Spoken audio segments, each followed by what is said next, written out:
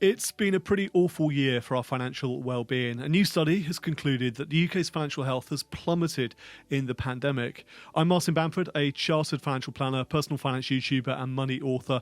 And in this video, why our financial health worsened by so much in the past year, and more importantly, the steps that you can take to make it better. This is a new report from insurer Aviva. It's called Thriving in the Age of Ambiguity, and it's based on the findings in a handful of surveys looking at our changing financial health throughout the pandemic.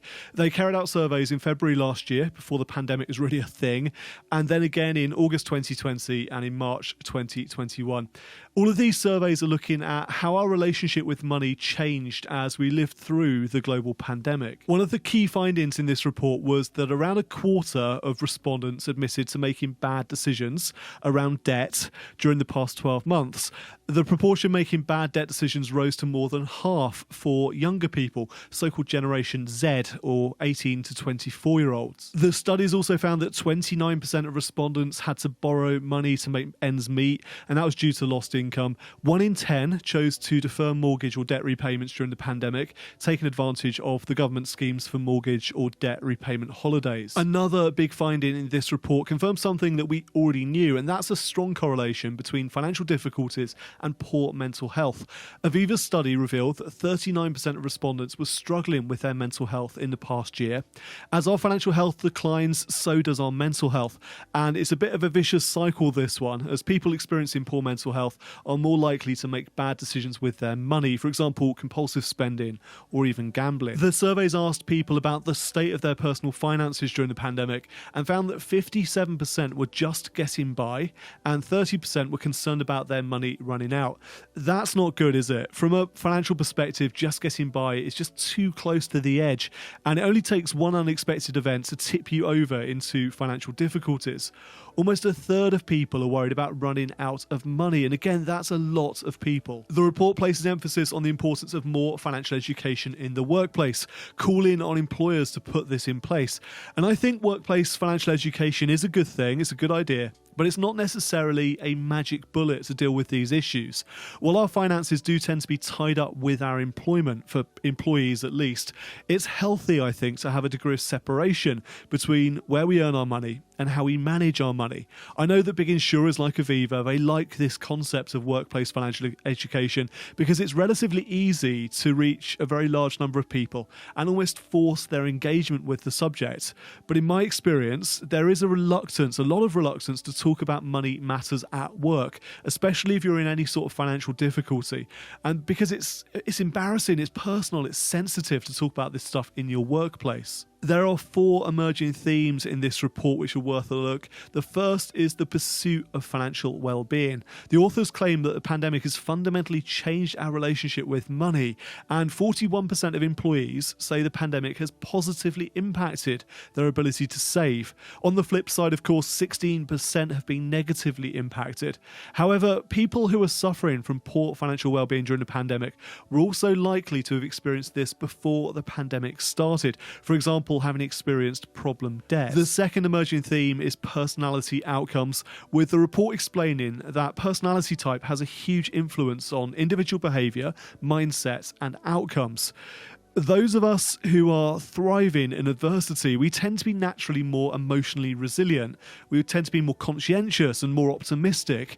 People with less emotional resilience regularly experience negative emotions, low financial and mental well-being, and also feelings of anxiety. Emerging theme number 3 is the great workplace exchange, with 69% of employees reporting that flexible working will play a more important role in their future job or career choices. 2 in 3 think complete flexibility in working hours will make them more productive. As a result, employers are going to need to re-engage with their workforce because 47% have become less career focused as a result of this pandemic. And emerging theme number 4 is navigating a course into later life. 47% of employees don't know how to plan for retirement, and women are twice as likely as men to feel completely unprepared for later life.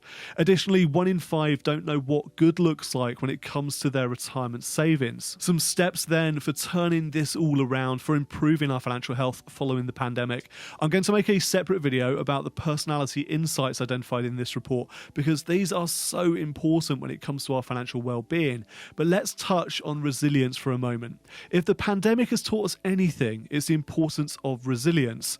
I talk about becoming finvincible or financially invincible. I'll link up here to the video I've made about becoming finvincible. But do stuff to improve your overall resilience. This is going to sound a bit out there, but cold water exposure is such a powerful tool for this one. Last night, after a very hot day, hot weekend, I drove a few miles up the road, I walked across a field, and I climbed into the River Wey for half an hour or so.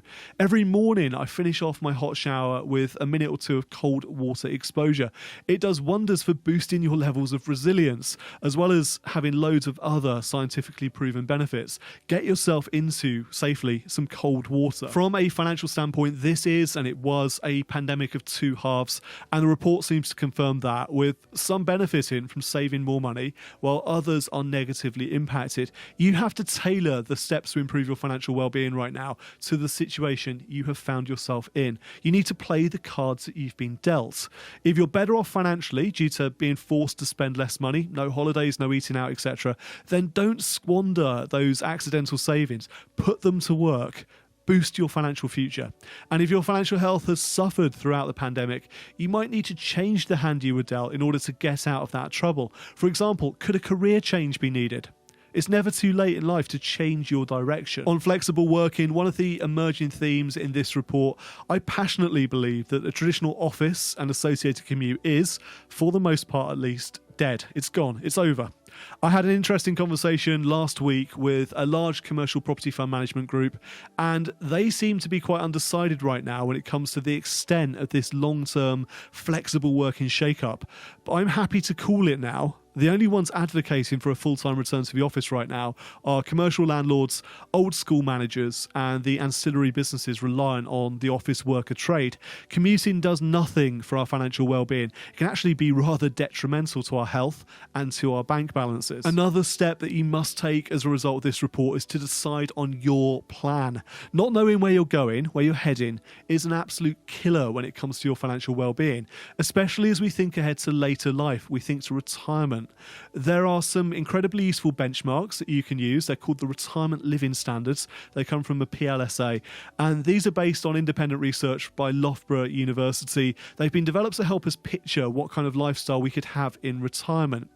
If you don't have your own plan for retirement, then you can fall back onto numbers like the Retirement Living Standards, but it is far, far better to make it personal, make it based on your preferred lifestyle, and don't just rely on the average. Look, I'm happy to concede that the pandemic has been a rubbish time financially for an awful lot of people, but key to all of this, in my mind at least, is learning from the experience. It's ensuring that we make conscious decisions now that leave us better off in the future, because we're all ultimately in control of our financial destiny, and we can take proactive steps to make things better, even when it feels hopeless or beyond repair.